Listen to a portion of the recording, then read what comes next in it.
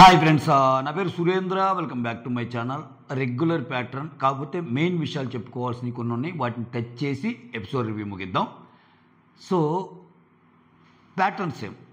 ఒక ముగ్గురు టీమ్గా ఉన్న 15 మందిలో ఒక్కొక్కరు లీడర్గా చేయటం, ఆ లీడర్ అయిన వాళ్ళని ఇద్దరిని చూజ్ చేసుకోవటం, 5 టీములు ఫామ్ అవటం. ఈ 5 టీములు ఫామ్ అవడానికి ఒక 15 to 20 minutes టైం తీసుకుంటుంది. ఆ తర్వాత ఈ టీమ్స్ మధ్య కొన్ని టాస్కులు పెట్టడం, ఆ టాస్కుల్లో విన్ అయిన వాళ్ళు ఎవరో చెప్పటం, ఆ విన్నింగ్ టీం నుంచి ఒకరికి ఓటు అప్పీల్ ఇవ్వటం, ఓవరాల్గా మోస్ట్ వాల్యుబుల్ ప్లేయర్ అనే వాళ్ళకి ఇంకొక ఓటు అప్పీల్ ఇవ్వటం, పనిలో పనిగా వరస్ట్ ప్లేయర్ని డిసైడ్ చేయటం. ఇది రెగ్యులర్గా జరిగే తంతు. అలానే ఈరోజు కూడా జరిగింది. ఈ జరిగే ప్రాసెస్లో స్టార్టింగే అభిజిత్ ఏమన్నా అంటే ఆలోచనతో పాటు అంచనా వేయటం కూడా తెలియాలి అన్నట్టు అంటాడు. ఇక్కడ అంచనా వేయటం అనగానే టాస్క్ను అంచనా వేసేస్తుంది శ్రీజ. నిజంగా బిందు అన్నట్టు తొంటరి పిల్ల గెస్ట్ చేసింది కరెక్టే అంటది కదా, కరెక్ట్. ఇప్పుడు అంచనా వేయటం అంటే ఏంటి? గెస్ట్ చేయటం. గెస్ట్ అంటే ఆ బిగ్ బాస్ని ఆవాహన దాన్ని అంటారు కదా, బిగ్ బాస్ అనే షోని ఆవాహన బట్టి వచ్చిన వాళ్ళు, ముఖ్యంగా శ్రీజాకి మొత్తం ప్యాటర్న్ కొట్టిన పిండి అర్థమైపోతుంది. సో అమ్మాయి చాలా యాక్టివ్ ఉంటుంది, గెస్ ముందే చేయగలుగుతుంది. సో అంచనా అనగానే ఇప్పుడు మనకి ఏదో ఇస్తారు, వాటిని వెయిట్స్ ఏదో చెక్ చేయాలన్నట్టు, ఎస్ నువ్వు గెస్ చేసింది కరెక్టే అంటారు. అట్లా ఒక వెయిట్స్ టాస్క్ ఇస్తారు. వెయిట్స్ టాస్క్ ఇస్తే 250 grams ఉండాలంటే 210 grams ఈ అమ్మాయి పెడుతుంది అనమాట. సో అందరికంటే యాక్యురేట్గా పెట్టింది కాబట్టి ఈ అమ్మాయి లీడర్ అయింది. అలానే మిగిలిన టాస్కులు కూడా జరుగుతాయి. ఆ టాస్కుల్లో డిఫరెంట్ టాస్కులు డిఫరెంట్ లీడర్స్ అవుతారు. ఓవరాల్గా శ్వేత, హరీష్, శ్రీయ, షకీబ్, తేజ, వీళ్ళు శ్రీజ నాట్ తేజ, వీళ్ళు 5 లీడర్స్ అవుతారు. తర్వాత కొన్ని టాస్కులు పెడతారు. మెయిన్ టాస్క్ ఏంటంటే ఆ బెలూన్ టాస్క్. బెలూన్లన్నీ 4 floors ఉన్నట్టు ఉంటాయి. రాడ్స్ ఉంటాయి అన్నమాట ప్రతి స్టేజ్లో. ఆ రాడ్స్ తీసినప్పుడు బాల్స్ కింద పడే ప్రాసెస్లో ఏ బాల్ అయినా పడవచ్చు, కానీ బ్లాక్ కలర్ బాల్ పడకూడదు. బ్లాక్ కలర్ పడితే వాళ్ళ టీం మొత్తం అవుట్ అవుతారు. ఇది ఫైనల్ టాస్క్ అనమాట. ఓకేనా? ఈ టాస్క్లో శ్రీయ టీం గెలుస్తుంది. ఓకే, శ్రీయ టీంలో మనీష్ అండ్ దాలియా ఉంటారు కాబట్టి వాళ్ళిద్దరు కూడా సేవ్ అవుతారు. వాళ్ళిద్దరికి ఆల్రెడీ ఎల్లో కార్డ్స్, ఒక రకంగా ఎల్లో కార్డ్స్ వచ్చిన వాళ్ళు సేవ్ అయినట్టే. సో ఇది క్లుప్తంగా చెప్పాలంటే. ఇంకా ఈరోజు జరిగిన దాంట్లో శ్రీయ కళ్ళల్లో ఆనందం కోసం అందరూ వెయిట్ చేశారు. నిజంగా అందరూ వెయిట్ చేశారు. ఓకే, ఎందుకంటే ఈ ముగ్గురిని సెలెక్ట్ చేసుకోవాలని వచ్చినప్పుడు శ్రీయ, మనీష్, దాలియా మిగులుతారు. అక్కడ మనీష్ అండ్ దాలియా ఆల్రెడీ లీడర్లు అయిన వాళ్ళు. అసలు డిస్కషన్ లేకుండా శ్రీయాకి ఇవ్వచ్చు. ఎందుకంటే ఒకటి, నీకే ఎందుకు ఇవ్వాలి, నువ్వు లీడర్ ఇవ్వటానికి ఛాన్స్ లేదు అని అనే పని అయితే ఈయన తోపు ప్లేయర్ ఆడి ఉండాలి. తోపు ప్లేయర్ ఆడుంటే మనీష్ కానీ దాలియా కానీ చివరికి మిగిలిన టీం వాళ్ళు నవ్వదుగా. వాళ్ళు ఏదో ఒక టీంలో వెళ్ళిపోయే వాళ్ళుగా ముందే సెలెక్ట్ చేసి, ఓకేనా? లేకపోతే సెలెక్ట్ చేసిన వాళ్ళైనా, ముందు ఆడి లీడర్ అయిన వాళ్ళైనా వీళ్ళని పిక్ చేసుకునే వాళ్ళుగా. అవేం లేకేగా అక్కడ ఉంది. అంటే ఆల్రెడీ యువర్ అన్ఫిట్ అని తేల్చేసిన బ్యాచ్ కదా వీళ్ళు. వాళ్ళు తేల్చేసిన బ్యాచ్లో శ్రీయాతో కంపేర్ చేసుకుని నీకంటే మేము తెలివిగల్లో మాకు ఛాన్స్ ఇవ్వు అంటానికి ఇంకొక వ్యాలిడ్ పాయింట్ ఏంటంటే, అది అనకుండా ఉండటానికి వీళ్ళిద్దరు ఆల్రెడీ ఒక్కొక్కసారి చేసి ఉన్నారు. అమ్మాయికి ఇవ్వచ్చు. అమ్మాయికి షో చూస్తున్న వాళ్ళలో చాలామందికి ఎస్ శ్రీయాకు ఒకసారి ఛాన్స్ ఇవ్వచ్చు అని అనిపిస్తుంది దేవుడికైనా. సో అక్కడ కూడా మనీష్ ఏం చేశాడు, నువ్వు లీడర్గా చేస్తావో చేయలేవో అని ఒక డిస్కషన్ పెట్టి, ఆ తర్వాత ఒక క్రూయల్ ప్లాన్ వేస్తాడు. క్రూయల్ ప్లాన్ అనేదానికంటే గేమ్ ప్లానేలే.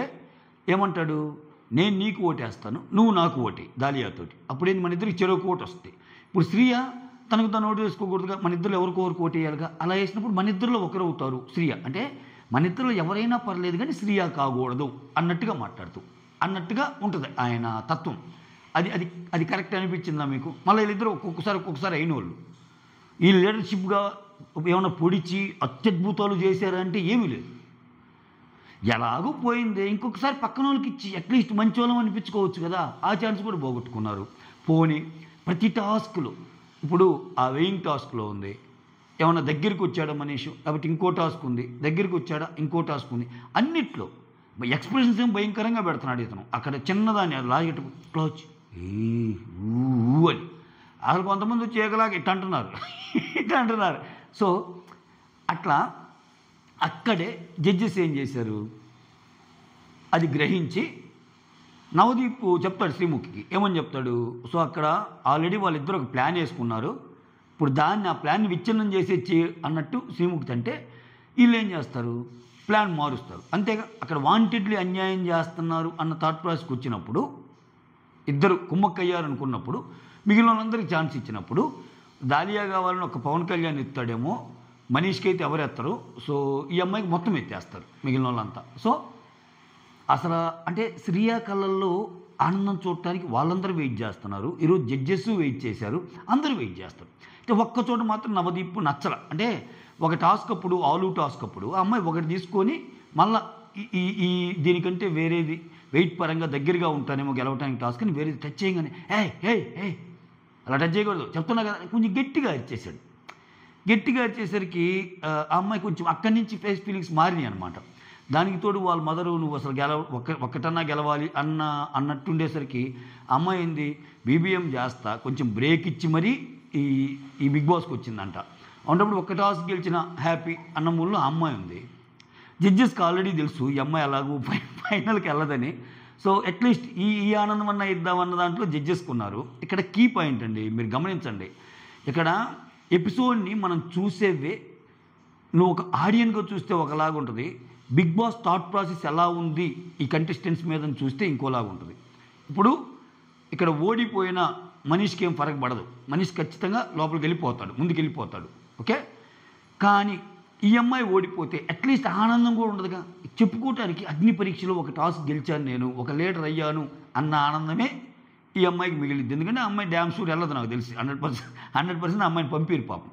సో నాకు అలా అనిపించింది. ప్రాబబ్లీ దానికోసమే ఈరోజు మొత్తం మూకుమ్ముడిగా శ్రియాని లీడర్ చేశారు. శ్రియా గెలవంగానే ఓటప్పీలు ఇచ్చారు.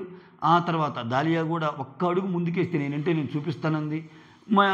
ఇంకా వరస్ట్ పెర్ఫార్మర్గా శ్వేత నేను వెళ్తానని చెప్పి ఆమె ఇట్లా లాగిద్ది, డాములు పడితే అందరూ వాళ్ళ టీం అవుట్ అయిపోద్ది. సో అట్లా శ్వేత టీం అవుట్ అయిపోద్ది. సో మిగిలిన వాళ్ళు కూడా అలా అవుట్ అయ్యి లాస్ట్కి వీళ్ళ టీం మిగిలింది. ఈ విషయంలో మనీష్ నాకు నచ్చల నిజంగా, శ్రేయ విషయంలో. అదొకటి హైలైట్ పాయింట్. ఇంకొకటి ఏంటంటే ఇంకా నిజంగా శ్రియా కళలో ఆనందం కోసం ఇంకా అమ్మ ఎలాగూ ఫైనల్కి వెళ్ళటం లేదు కదా అన్న దాంతో ఒక ఇప్పుడు ప్లాన్ మార్చి ఏదైతే రెగ్యులర్ ప్రాసెస్ ఉందో మీ ముగ్గురులో చూజ్ చేసుకోండి అని ఇక్కడ మనీష్ చేసిన ప్లాన్ని తిప్పికొట్టి మరి శ్రియాని లీడర్గా పెట్టి ఓటప్పి ఇప్పించారేమో అని నాకు అనిపించింది. బట్ ఏదైనా చూసి ఆడికి మాత్రం మనీష్ ఇది నచ్చల, ఓకే. ఆ అమ్మ మీద వద్ద ప్రతాపం నువ్వు లీడర్ కాకుండా ఉండాలి అన్నట్టు ఆయన చేసిన తీరు అనేది అంత ఆకట్టుకునే విధంగా లేదు, ఓకే. దానికి తోడు చెప్పే కదా. సో మోర్ ఓవర్ ఆయనకు ముందు టాస్కుల్లో ఎక్స్ట్రాడినరీ పెర్ఫార్మెన్స్లు ఏమన్నా ఇచ్చి ప్రతి టాస్క్లో ఆయన ఏమన్నా చేస్తే ఎస్ అతను చాలా బాగా ఆడుతున్నాడు, శ్రియా కరెక్ట్ కాదు, ఎందుకంటే అక్కడ టీం ముఖ్యం, శ్రియా కంటే అతను బాగా ఆడుతున్నాడు కాబట్టి అతను తీసుకోవచ్చు, మనీష్ ఆలోచన కరెక్టే అని అనుకోవటానికి అతను పొడిచింది కూడా ఏమీ లేదు కదా. ముందు రౌండ్స్లో అన్నిట్లో ఆయన కూడా దరిదాపులు కూడా రాలేదు కదా. చాలా వరకు దగ్గరగా వచ్చిన వాళ్ళు ఉన్నారు చాలా టాస్కుల్లో, ఓకే.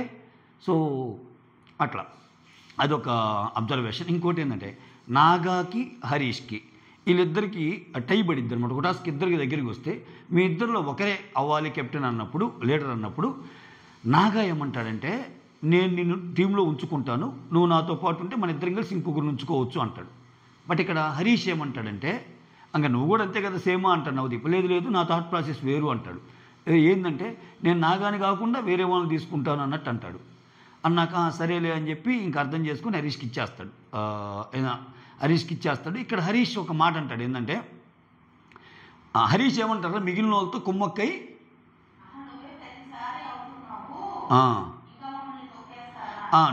నువ్వే ప్రతిసారి అవుతున్నావు కదా, ప్రతిసారి ఇలా అయ్యి మమ్మల్ని తొక్కేస్తావా అన్నట్టు అంటాడు.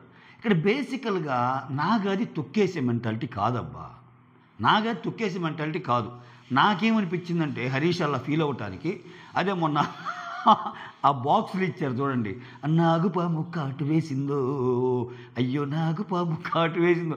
ఆ టాస్క్లో ఫస్ట్ హరీష్కి ఇస్తే హరీష్ ఏమనుకుంటాడు, నాకు ప్రేమతో ఇచ్చాడు, నాకు లీడర్ బోర్డు దాంట్లో ఉంటుంది అని గెస్ట్ చేస్తాడు. బట్ ఆయన దాంట్లో ఉండదు.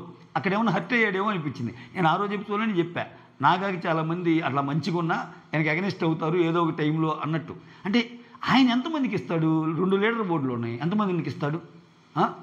విచిత్రం ఏంటంటే నెక్స్ట్ డే ప్రోమోలో ఇచ్చిన ప్రసన్న కూడా ఆయనకే ఏదో ఆయన మీదే ఏదో బండ వేస్తున్నాడు. ఆయన మీదే బండ వేసాడు కదా నాగా మీద. లేదు లేదు లేదు, డమ్మని ప్రియా వచ్చి షకీబ్కి ఇచ్చింది డమ్మని. అంటే దాన్ని బాగానే జస్టిఫై చేసుకున్నాడు. జడ్జెస్ కూడా నాగాకి సపోర్ట్గానే వచ్చారు. నాగా అంత స్ట్రాటజీస్ వేసి అంత లాగాలనుకునే రకం కాదనిపిస్తుంది నాకు. ఆయన ఒక ఎంటర్టైనింగ్ అయి, ఒక ఫన్ గై, ప్లస్ మరి అంత ఆ థాట్స్ ఉన్న వ్యక్తికి అయితే నాకు కనపడలా. అట్లీస్ట్ నేను గేమ్ చూసినంతవరకు. అంటే ఆయన విపరీతంగా సూపర్ డూపర్గా ఆడాడు అని చెప్పలేకపోవచ్చేమో, కానీ ఆయన ఆటలో చాలా తేడా ఉంది. ఆయన ఆటలో అసలు మరీ ఇతరులను తొక్కేసే ఆట ఆయన ఆడాడు అని చెప్పుకోవడానికి నాకైతే ఎగ్జాంపుల్స్ కనపడలా. మరి హరీష్ ఆ మాట అనేసాడు అంటే ఆ కోపం మీద ఉండుంటుంది ఆయనకి. సరే వాట్ ఎవర్, అది పెద్ద ఇష్యూలు కాదులేండి ఈ రోజుల్లో. ఓవరాల్గా మనీష్ అయితే నాకు నచ్చలేదు ఈరోజు. ఎందుకంటే శ్రీయ విషయంలో ఎప్పుడైతే లీడర్ కోసం ఆయన ఫైట్ చేశాడో అప్పుడే ఆయన విలువను తగ్గించుకున్నాడు. సో చివరికి వచ్చేసరికి ఒక డైలాగ్తో ఎండ్ అయ్యిద్ది అనమాట. ఏంటంటే చివరికి తను గెలవటమే కాకుండా దాలియా అండ్ మనీష్ మీ ఇద్దరు ఎల్లో కార్డులు ఉన్న వాళ్ళు కూడా గెలిపించింది. ఎందుకంటే ఈరోజు వాళ్ళిద్దరు ఇంకొకరికి ఎల్లో కార్డు ఇస్తే పోతారు అనేది మనకి చెప్పడానికి బాగున్నా, వాళ్ళకి ఎల్లో కార్డు రాదు ఇంకా. ఎందుకంటే మనీష్కి అయితే ఎల్లో కార్డు రాదు. అక్కడ అర్థమైపోతుంది ఆయనకి ఇస్తున్న స్క్రీన్ ప్రజెన్స్. అది స్పెషల్ మెన్షన్ వచ్చి దాలియా చాలా బాగా ఆడింది. ఎంత బాగా ఆడిందంటే శ్రీయ వచ్చి ఏమో అంటే ఈ పర్టికులర్ దీంట్లో శ్రీయ కాకుండా ఇతను అయ్యాడు అనుకో మనీషు, టీం పోయిండేదేమో అనిపించింది నాకు. ఎందుకని శ్రీయ మ్యాక్సిమం అవకాశాలు దాలియాకే ఇచ్చింది. 2 times తీయంగానే ఒక బాగా ఆడుతుందని. ఇతనైతే ప్రతిసారికి నేనే పోతాను, మీ ఇద్దరికంటే నేను కొంచెం తెలివిగల్లోని కదా అని చెప్పి అడు తిప్పి ఆ పొల్ల టనంగా డాముని పడేయేమో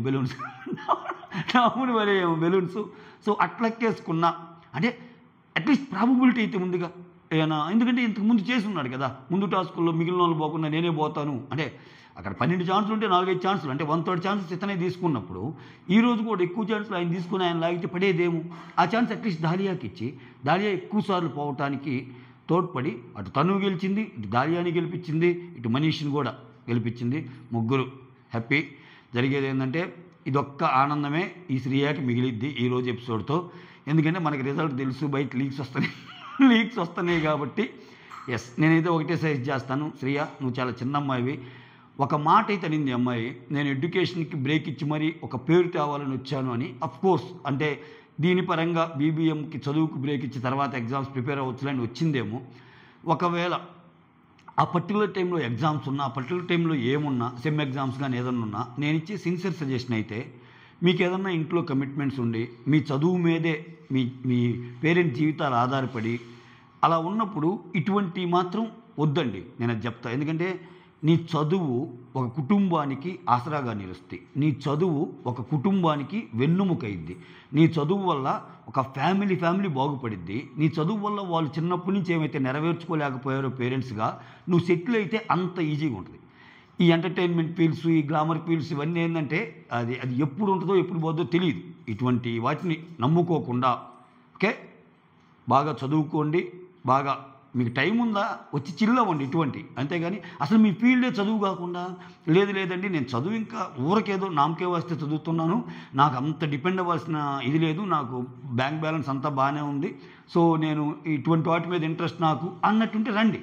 కానీ జీవితాన్ని పణంగా పెట్టి ఏదో సాధిద్దామని వచ్చి ఇటువంటి వాటికి అంత ఎంతో చూపించాల్సిన అవసరం లేదు అంత చిన్న వయసులో అని చెప్పడం నా ఉద్దేశం. మాట నచ్చితే తీసుకోండి, లేకపోతే ఏదో చెప్పాలి అనుకోండి. That's all. Thank you so much. Signing off, me Surendra.